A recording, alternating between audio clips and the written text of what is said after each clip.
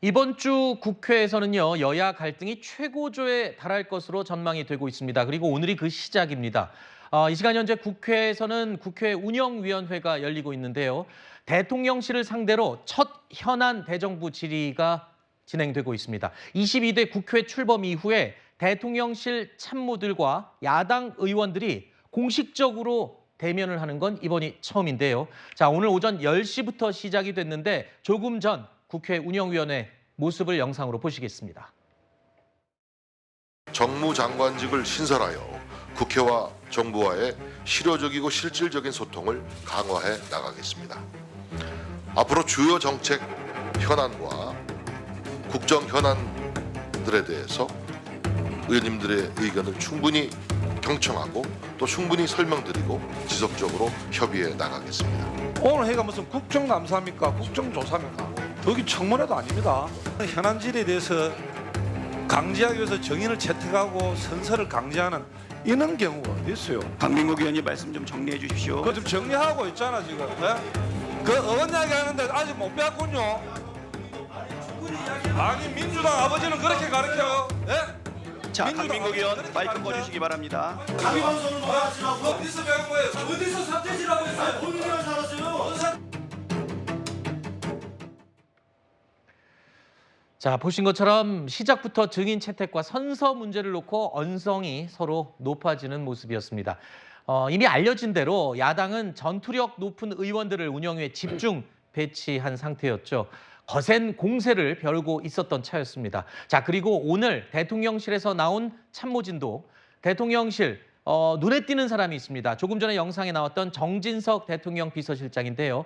이 전까지는 사실 대통령 비서실장이 관료 출신들이었는데 이번에 비서실장은 5선 중진 의원 출신입니다. 그리고 또 어제까지 상당히 많은 준비를 한 것으로 알려지고 있는 상황이어서 정진석 비서실장의 이 발언이 어떨지, 어떻게 대응할지가 굉장히 관심이 되고 있는 상황이에요. 그렇죠? 예, 근데 그걸 저렇게 국회에서 현안 질의를 할 때는 뭐 어떤 수사를 해서 증거를 가지고 추궁을 하는 게 아니고 네. 그냥 국회의원들이 모르는 거를 물어보는 수준에 불과하기 때문에 상대방의 특히 대통령실의 방어를 뚫기는 힘들어요. 아, 그래요? 근데 다만 김대기 비서실장이나 이관섭 실장이 관료 출신이다 보니까는 좀 더 딱딱하게 이거를 쳐내가는 식으로 대응을 했다면 네. 정진석 실장은 아무래도 정무감이 있고 경륜이 있고 5선이다 보니까는 서로 감정 상하지 않게 유연하게 이 좀 더 질의를 이끌어 나갈 수 있지 않을까, 그런 점에서 좀 더 기대를 걸고 있고, 오늘 아무도 거부를 하지 않고 출석 거부를 하지 않고 민정수석까지 다 나갔잖아요. 네. 이거는 대통령실의 입장은 여야 합의로 출석을 요청한 사항에 대해서는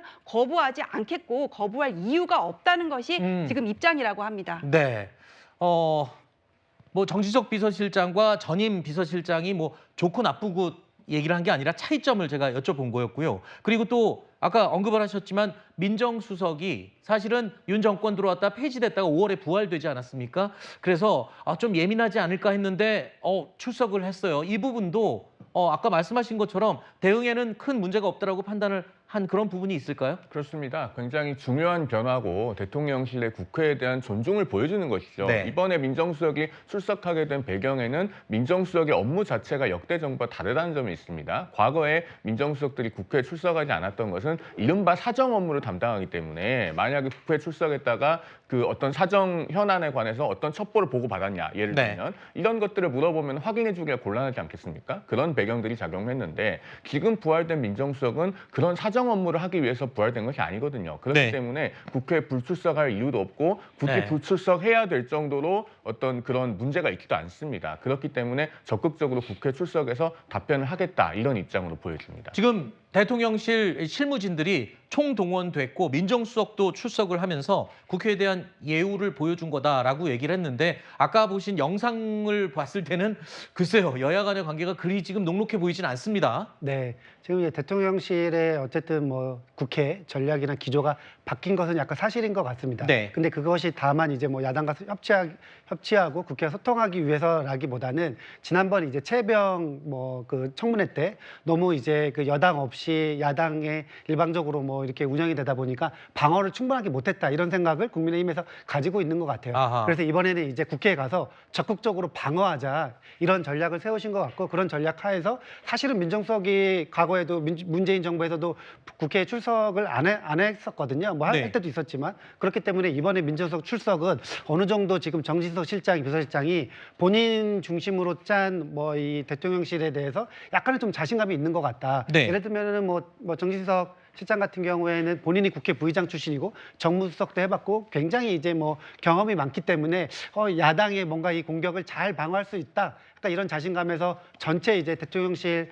뭐 그 직원들이 다 아마 출석을 한 것이 아닌가 이렇게 생각합니다. 네, 예전보다는 많이 국회에 대한 태도가 달라졌다. 긍정적으로 평가를 해주시기도 했는데 그에 대한 정부의 성의가 또 하나가 오늘 발표가 됐습니다. 정무장관직을 신설해서 국회, 특히 야당과의 소통을 강화하겠다고 지금 계획을 발표했어요. 정무장관. 자, 정무수석이 존재하고요. 정무장관직을 또 신설해서 더 적극적인 어떤 소통을 하겠다는 그런 의지로 해석이 되는데 어떻게 보십니까? 야당 쪽에서는. 그렇습니다. 특임 장관직으로 사실상 뭐 장관 그 급으로 해서 국회와의 소통하는 게 정무수석의 가장 그렇죠. 큰 역할이기 때문에 장관으로까지 그 직할을 줌으로써 그 역할에 소임을 다하겠다는 취지인데 그거는 반대로 또 민주당 입장에서는 생각을 해보면요. 국회 존중 말씀하셨는데 국회를 정말 존중하고 입법부를 존중한다면 거부권 행사는 필요 최소한에 멈추는 게 맞습니다. 그 연장선상에서 지금 대통령실에서 방어해야 될 게 상당히 많습니다. 지난 입법청문회에서도 사실상 뭐 민주당만 출석해서 그 부분에 대한 문제의 제기가 있었습니다만 대통령의 사실상 턱밑까지 찼다라는 분석이 많아요. 왜냐하면 대통령실에서 굉장히 관여를 했고 뭐 여러 그 주체들 공직기관 비서관실 사실 그 부분과 무관해 보이는 사람들까지 등장을 하는데 그 전에 대통령과 직접 통화를 했다라는 막 흔적들이 나왔기 때문에 이 부분과 관련해서 방어를 할 필요가 상당히 많다. 그리고 지금 어떤 정국입니까? 탄핵에 대해서 이것을 공론화해야 된다라는 이런 대기까지 하면서 많은 분들이 기다리고 입장을 모아주시고 계시지 않습니까? 그렇다면 정무 기능을 부활해야 된다. 그런데 그거 부활만 하면 되겠습니까? 민주당과 정말 협치할 수 있는 네. 그런 강론을 채워나가야 되는 숙제가 놓인 것 같습니다. 알겠습니다. 일단 오늘 시작했습니다. 그리고 정부 여당에서는 일단 성의를 보이고 국회를 예우하려는 어떤 의지는 많이 비친 것 같습니다. 하지만 이번 주가 이제 거의 전쟁터를 방불케 할 그런 국회가 펼쳐질 것이다라고 예상이 나오고 있는데 뭐 해병대원 특검법은 물론이고요. 방송사법 또 방송통신위원장 탄핵 소추안 본회의 처리까지 예고가 돼 있습니다. 이번 주 국회 아주 뜨겁고 시끄러울 것 같습니다.